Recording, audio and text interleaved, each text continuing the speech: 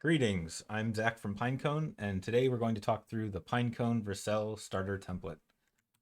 So for anyone that doesn't know, a Vercel template is a application, can be open source, it can be hosted on GitHub as ours is, and it comprises front-end elements such as React and back-end elements written in Node.js. And if you deploy it to Vercel, what you get is world-class performance out of the box. Your application can scale to many, many users who can use it from all over the world with very low latency.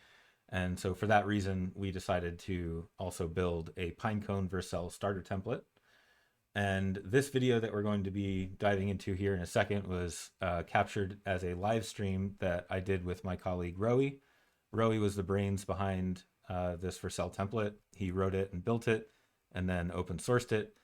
And then in this live stream, you're going to see the two of us kind of talking through how does this template work? Why is it interesting?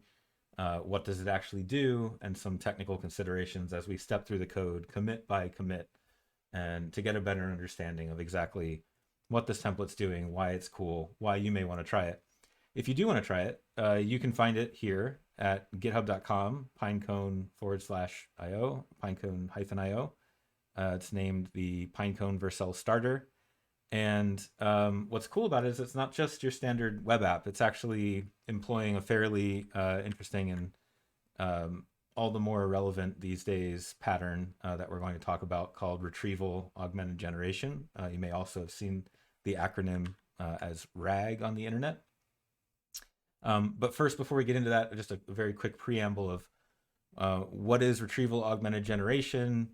Why do we care? What is this actually doing? So before we get into the stream, if you're building applications that leverage large language models, such as, say, ChatGPT through OpenAI, you may have already encountered this phenomenon called hallucination, right? So out of the box, without fine-tuning or specialized training, today's LLMs are incredibly impressive in what they can do.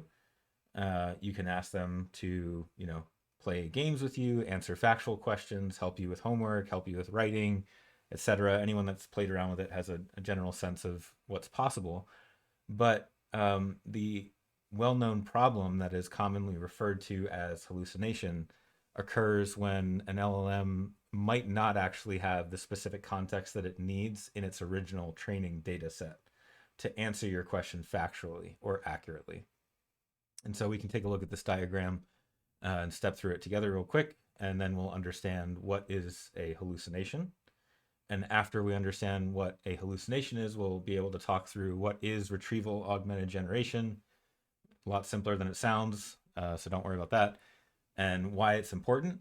And then the very cool thing, I think, about all of this is that retrieval augmented generation is built into that Pinecone Vercel starter template that we just saw, and that you can use and modify yourself. So in the context of LLMs, hallucination is, again, just when an LLM will return a very convincing sounding and yet factually incorrect answer. So in the context of maybe you have a generative AI search application, a user might ask a question, how do I turn off automatic reverse braking on the Volvo XC60? Okay, so that might go into a generative AI model. There's many different types that you might use, many different kinds these days. They're coming out more all the time. But if that particular model that you hand that question to doesn't already have access to a tremendous amount of, say, Volvo training manuals, or wasn't trained by Volvo itself on proprietary data in order to answer questions correctly like this, it might return what is commonly referred to as hallucination. So it could say something like, press the steering button on the center console or the steering wheel, use the buttons or the touchscreen to navigate to the driver assistance settings, select the park assist settings, look for the option to turn off the automatic reverse braking feature, and select it. What's interesting about that, as you may have noticed, is that grammatically it sounds perfect. It sounds like a very plausible answer. I'm not familiar with this particular vehicle myself, but if you told me that's how you did it, I'd say, okay, I guess that sounds roughly correct because I haven't seen it before. And that sounds like a relatively reasonable answer coming from an LLM. The problem is, because this LLM has never actually been trained in the actualities of this vehicle and doesn't have access to that information in its original training set, its answer is factually wrong. And if you try to follow it, you will fail to turn off automatic reverse braking, which could be a serious problem. So what is retrieval augmented generation and where does it come in? How does it help us with this specific issue? So the idea behind retrieval augmented generation is that right before you hand off the user's question to the same generative AI model, you do a little bit of extra work up front. You take the user's question, which could be, how do I turn off, again, the same question, how do I turn off automatic reverse braking on the Volvo XC60? You'll notice that, the user is a human, so they're speaking in semantic language, and semantic language is ambiguous. And so what we'll do is we'll hand that natural human language query into an embedding model, which is another type of LLM that converts the query of how do I turn off automatic reverse braking into vectors. Vectors are lists of numbers that represent different dimensions or features of the query itself in natural language. So unlike naive text matching, where we might be looking for, the user typed in the word cat, and so we're going to bring back search items that have catalogs and cat food in them because we're just doing text matching. Unlike that naive text matching, in the case of retrieval augmented generation and in the case of using an embedding model, we're actually after semantic search, or the semantic meaning of the query and of the language in the way that humans understand it. So once this query has been converted by the embedding model into vectors, we upsert it to a vector database such as Pinecone. And then this is the important step here that changes the entire game when it comes to accuracy and factual grounding in the responses returned by your generative AI applications. So just as the user's semantic query was converted to vectors and upserted and stored in the vector database, so can the application search the vector database for similar contextual pieces of information, such as the actual manual for the Volvo vehicle that we're talking about. So in the case of this application, if we wanted to fix it with retrieval augmented generation, we would upsert, and after embedding, we would upsert into the vector database, say, all of the manuals, the user manuals, and every language, if you wish, from English to German and everything in between, that actually describe correctly, factually, how to turn off reverse braking in this particular model of car. So when at query time, when the application's running, the user asks the same question. It gets converted into the vectors, as we mentioned. The vector database performs what's called a nearest neighbor search and says, okay, show me all the other entries that I have, if you will, or items in vector space that are semantically similar to the user's query. Oh, the user's asking about reverse braking. Well, I know how to fetch information about reverse braking.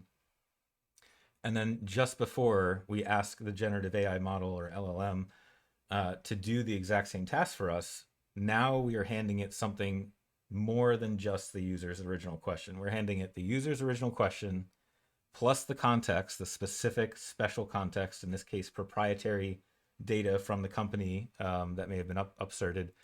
And together with those two things, we can now expect the generative AI model and our generative AI application in general to return a more reliable, accurate, factually grounded answer.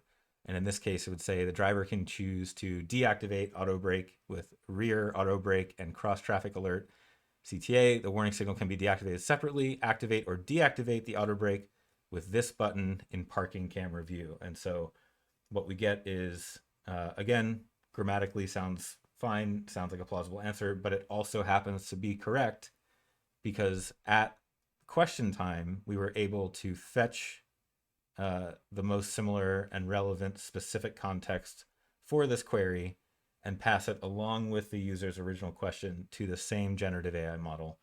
And this is the way that we start to retrieve more reliable and accurate and factually grounded answers from our generative AI application. And overall, this is the way in which we reduce the likelihood of that hallucination. And so that is what this Pinecone Vercel starter template implements, which is why it may be of interest to anyone who's either getting into the generative AI space or already has a use case at work, at home, for side projects that you're trying to build. You can go and find this Pinecone Vercel starter template and modify it to your heart's content, change the logo, put in your company name, tweak it however you need to, and you can deploy it to Vercel in about 2 minutes after you have all the prerequisites set up and have an account. And so that's what makes this a very powerful and pretty exciting thing to be open source, because it's an excellent starting building block for you to build your own highly accurate generative AI application that is far less likely to hallucinate an incorrect answer. And so with all that preamble out of the way now, let's hop into the actual stream, and Roie will be walking us through the code as I ask questions, and we will step through this application and how he built it commit by commit. One other quick note that's important to know going into this video capture of the stream is that, unfortunately, due to some unforeseen technical difficulties, the first piece of the stream where we started from the very beginning with the first commit was lost, because we are still working out the kinks of how to co-stream together remotely across platforms. And so it wouldn't be a live stream without some technical difficulties. Hope you'll bear with us, and we will continue to smooth these out as we keep going. The answer to the question, how many software engineers does it take to perform a co-stream on Twitch, turns out to be at least 2. So for that reason, we will be dropping you in media res in the midst of the action. But the good news is there's still plenty of really fascinating, deep technical topics here, which I will split out by timestamp in the description, both in part 1 of this video and then also in part 2, to make it a little bit more easy to digest and jump to exactly the pieces that you're interested in. So let me ask. I know that we're not, the focus isn't TypeScript here, but just really quickly, like, for example, when I step in here and I ask for like a type definition, like, what are we seeing here? What is this actually saying? And how do you, as a TypeScript dev, interpret this? And what is it telling you about how you can use this function? Okay. So right now it's telling me the following. The inputs, right, to this particular function, right, are going to be a response type, which, again, if you want to know what it is, you go look at what a response type is, and then you'll know, right? And then the callback function. Where do you do that? You should be able to just click through on that. Or if that doesn't work. Or go to MDN, right, and look up response. I mean, if that's the type, right? Like, you want to, yes. You can't just assume that it's just like the name, because it could come from whatever package. Which is like, I'm going to kill my own. I think one thing is I need to lower my screen a little bit so you can see my face. How about that? Monitor off. There we go. Boom. Because I was hearing myself and it was driving myself nuts. Okay. So yeah, it could. So here you can see, right? Like this function can take a callback. The question mark tells me that it's an optional. That's an optional parameter, right? Right. And I'm just going to move myself up here because I can't see. It could take undefined, so I don't really have to give it anything, right? And what I'm going to get back is a readable stream, right, of type any, right? And that means that, like, this is using what's called generics in TypeScript, right? So like readable stream can return you a readable stream of some type, right? So like you can have like that type be something, right? Like it could be like a readable stream of strings or a readable stream of some other type, right? Okay. That's the basic. Awesome. Way of looking Appreciate at it. that. Okay. But the main point, as we were saying before we were so rudely interrupted by technical difficulties, is that this is pretty amazing because, you know, implementing that actual real-time streaming interface, let me actually speak back to you as a chatbot, is you're basically, as you said, you're getting it for free essentially here in like how many lines of code? 10 lines of code. Exactly. So that's incredible, and that's what the OpenAI package is kind of handling. That's what the AI package is handling. The AI package. The OpenAI Edge bits are basically just like a version of the OpenAI API that is optimized to work on edge functions. And so it's probably has been cleaned up to make sure that it only works on that on edge functions and not anywhere else, or not. I mean, not. It might work in other places, but it will definitely work on edge. Anyway, cool. We can move on to the next commit. Okay. And so backend. We did backend. The backend we did. And I would say like this is not super interesting. Let's take that, but let's actually do get embeddings. Get embeddings. Yeah. Okay. So to get all of this working, right? Like I actually built it like from the end to the beginning, sort of ish, right? Because the process is you get a bunch of web pages, you crawl them, and then you embed them, and then you index them, etc. Right? Like, but the order that you see it here is I just built all the functions for getting the embedding. So if you go into the utils folder, you'll see that basically this is pretty straightforward, like using the OpenAI API to given some input, some string, get back the embeddings for it using the text embedding ADA2 model. Let me interrupt you super quick and just say, what's the TLDR, like the one sentence for what is an embedding? If you're like, who are these guys? Never heard about it before. It's an embedding. Yeah. So an embedding is the internal representation that a pre-trained neural network will give some piece of data, right? That internal representation is carrying some layer of meaning that's associated with that data, because that neural network has been pre-trained usually with a lot of data that basically allows it to differentiate between one object and another object, right? One word and another word, one image and another image. And basically what it does is it throws that, it creates a representation in a vector space, in a high dimensional vector space, right? It basically means that it has like this long array of numbers. And for each thing that it represents, right, we can tell whether it's close to some other thing or far away from some other thing, right? And that's basically the way that we know what things mean in the world, right? Like is by telling, by saying whether or not they're similar to one thing or another thing, right? So like when I look at like a cup, right, I know that it's a cup because I've seen many other cups before it, right? And when I see a similar cup, I know that's also a cup because it's. But when I see like a pan or a cat, right? Like I know that these things are dissimilar, right? And a lot of our own way of making meaning and sense of the world is based on this capability, right? And so that's kind of the way that AIs make sense of the world in a lot of ways. Awesome, very cool. That's the basics of it. Cool. Okay, so we get back our embeddings basically, and we're using a different we're using an OpenAI model that's very popular for returning embeddings from data that you hand it. Yeah. So this is one of the most, and I think this is like there's actually ADA 3 already. So this could probably be updated at this point. Okay.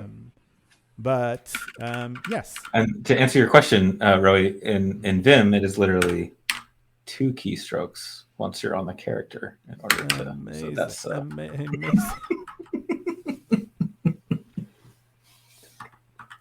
Couldn't be easier. A little bit of Vim shade for you. All you need to do is read through all this Lua and get it running. Okay. Shall we move on to the next? Sure.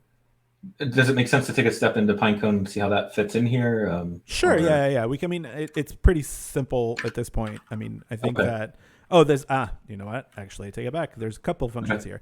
One is basically an initialization of the client, right?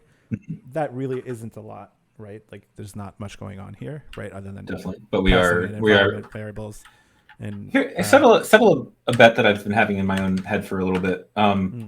Pinecone API key, absolutely a secret. Hence, you're reading it from the environment, and generally speaking, in application development, and infrastructure development, it's a well-known pattern that if you have a secret, you want to encode it in an environment variable, so that you don't, for example, check it into your source code accidentally. Do we consider the Pinecone environment a secret? No, or is it? But it's not it's not strictly a secret. I mean, it's not ID. It's kind of like in between, I would say. Okay. So it's like not strictly a secret in the sense that like it is like if you compromise it, then you are compromised, right? Right. It's just like not an ideal thing to have in your code, I would say. Mm-hmm. You know what I mean? Yeah. It's kind of like more like a configuration thing, and so I would definitely I don't like keeping these things in the code. Anyway. Got it. Makes sense. Okay. So we're initializing Pinecone client, and then once we have a Pinecone client, we can do Pinecone things with it, such as create indexes and add upsert to them, etc. Exactly. And then the second thing that we have here is yet another wrapper, like just like a convenience wrapper around Pinecone, which is basically like I give you an embedding, make a query for me, and just give me the matches, right? Given some top K. And like there's just like a lot of stuff that goes into doing that that I don't necessarily care about. Like for example, I added things like if I don't have any matches, just give me like an empty array, blah blah blah. All these things can obviously happen inside of whatever code I'm calling. It was just like convenient for me to just like have that separated out into its own kind of like helper function. But the utility here is pretty straightforward. Yeah. Okay. Cool. So we can we've set up Pinecone and we can query it. We can get nearest neighbor searches done, right, essentially. Exactly. Yeah. Okay. Cool. All right. Do you want to go to the next commit? Moving to the next commit. Okay. I'm sure there's another way to do it. Saying the new model atop of MTEB GT8 large. Okay, I'll take a look at that. Sweet. Thank you, Zanova. Okie dokie. So we looked at get embeddings. What do you want to take a look at next? Get context. Let's do get context. Just do like the get context and the chat route, and we can just do both of those things at the same time. Sounds good. So yeah, let's open up get. So we'll start with actually the chat route. Okay. So like what we want to do here, right, is like we want to say, okay, so I have the last I have the set of messages that I got from the client. I want the response to now be more informed, right? So like so based on something, right? That something is going to be that last piece of content that the last message that was sent from the user, right? So I'm going to get just getting the last message. Yep. And I'm calling getContext on it, right? Got it. And this is before, I think this commit is before I'm actually using it, right? I'm not using it. Yeah, because I get the error or the warning over here about it not being used. Yep. Yeah. So let's look at what getContext does, and that's in utils also. So what getContext is basically doing is it's wrapping a bunch of the other things that we've already looked at, right? So it gets the embeddings for the message, right? It gets the matches, right? Whatever matches are going to be in the vector database is going to get them based on those embeddings, right? Then I have a second qualification here, which is like I don't want to get all of the results, right? Like because like I could get results that are completely unrelated in a sense, right? So like they would have some low confidence score, right? And how similar they are, right? Or similarity score, sorry, right? And so I have like a filter that would filter out those that are below that score, right? That's what qualifying docs is doing here, right? And then the rest of this is just like grabbing out the metadata from the metadata, just grabbing out the actual text, right, from the metadata that I've stored. This is, by the way, like not necessarily an ideal pattern, right? So you don't necessarily want to always store these chunks alongside your metadata. But you could do it in this kind of demo, right? I think it's not very harmful. But in most cases where you're dealing with like large scale and like, you know, when I say large scale, I mean tens of millions, hundreds of millions of vectors, you probably want to store some reference, right? Some foreign ID to the content that you're embedding, right? And not actually the content itself. That said, you can also, you could store it, right? Like you just have to make sure that you're specifying to the index not to index those like the field in the metadata where you're storing that type of content, because it's going to be very high cardinality, right? Like every row is going to be different from every other row, right? So it's essentially going to have the same cardinality as the number of rows, and so you want to make sure that you're not indexing on that, because if you are, then your performance is going to take a huge hit, right? When you're actually doing the vector search on it.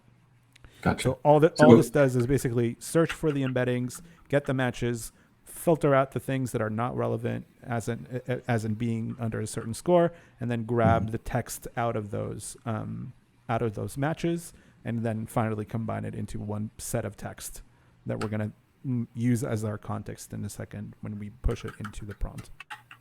Gotcha. And then also meaningfully for folks that haven't done this before, this is essentially us also, you know, turning the query of, if you will, or the end user's query into an embedding as well. And that's how the actual relevance search is managed, right? Because at the end of the day, that's really the magic that lets the machine search semantically in a similar way that we would understand as if we were speaking about, this is a cup, this is a cat. This is actually similar or not. That's why there's this embedding as well before we query the Pinecone index for relevant documents, basically. Yeah, exactly. Awesome. Okay, that makes sense. And so what would you like to take a look at next? Let's look at the commits. Okay.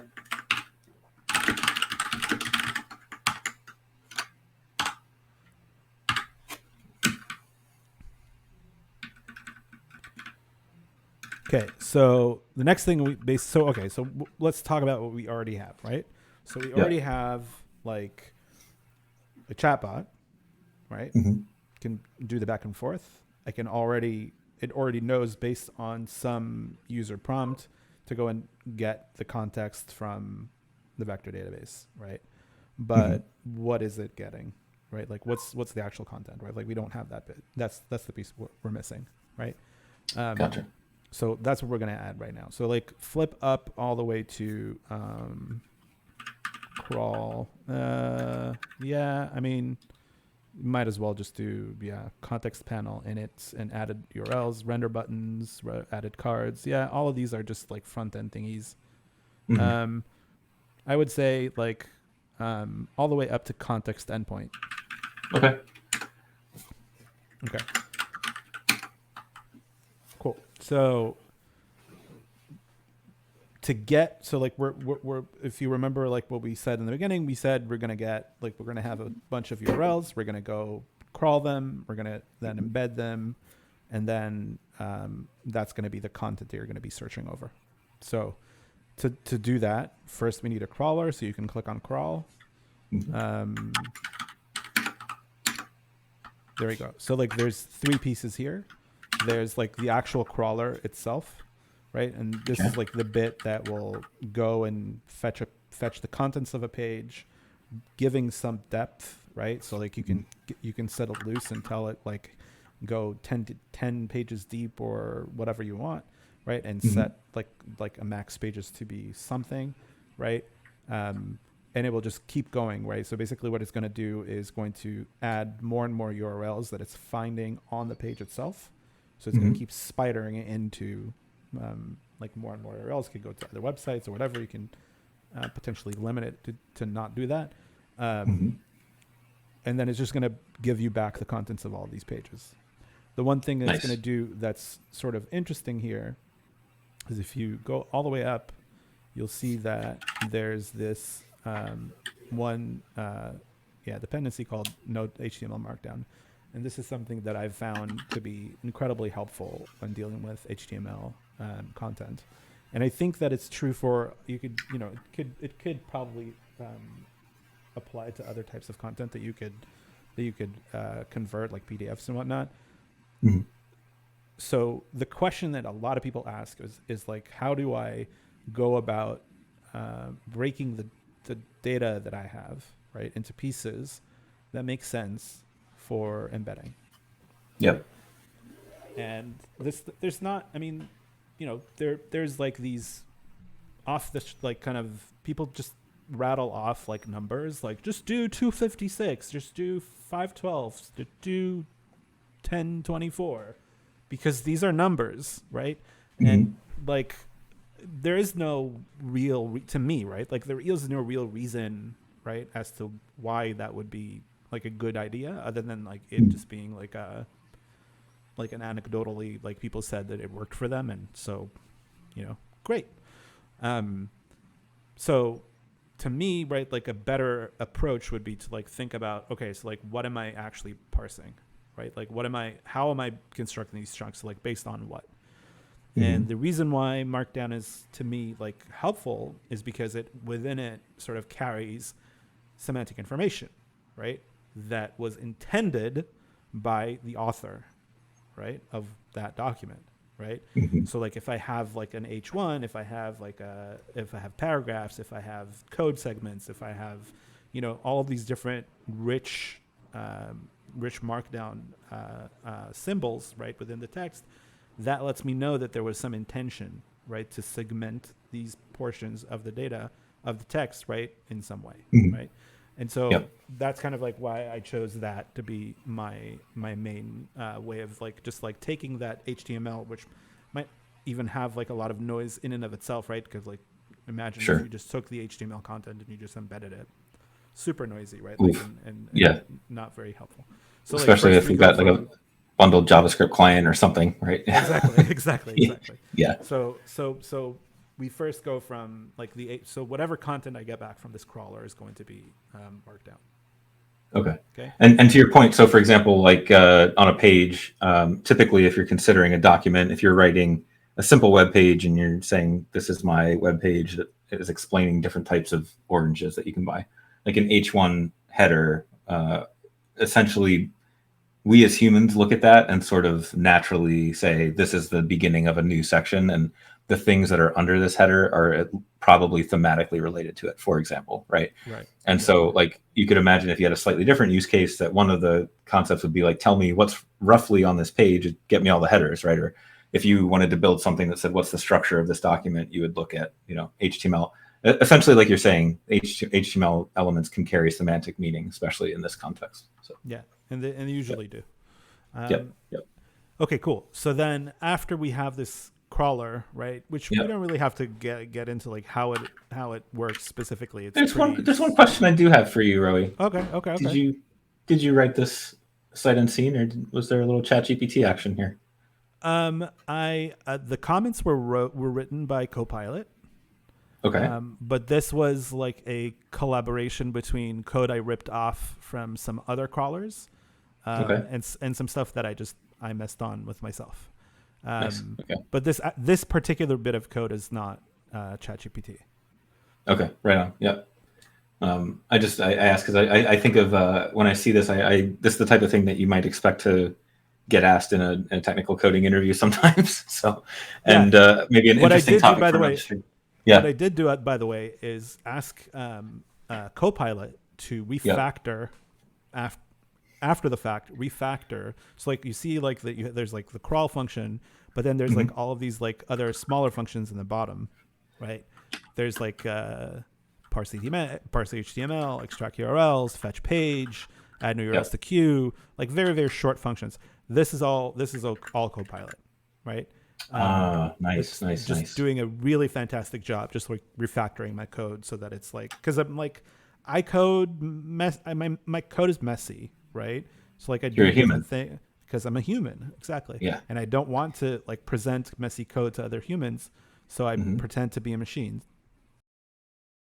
All right, everybody. Thanks for watching part 1. Stay tuned because part 2 is thankfully already available. And in part 2, we are going to get way deeper into chunking text. Why do we want to chunk text? How do we actually chunk text when we're dealing with generative AI applications?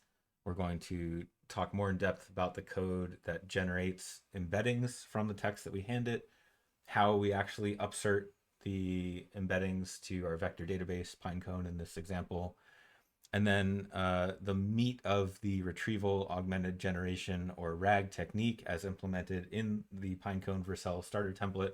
Roie is going to explain to us exactly how we convert the user's query or question in ambiguous natural human language into some semantic search query that goes to our vector database and finds the relevant contextual items and then retrieves them so that it can hand it to the generative AI application's LLM. And then that LLM has a better chance of answering factually, accurately, and with a lowered likelihood of hallucination. So thanks for watching part 1 and hope you'll stick around for part 2 coming up next.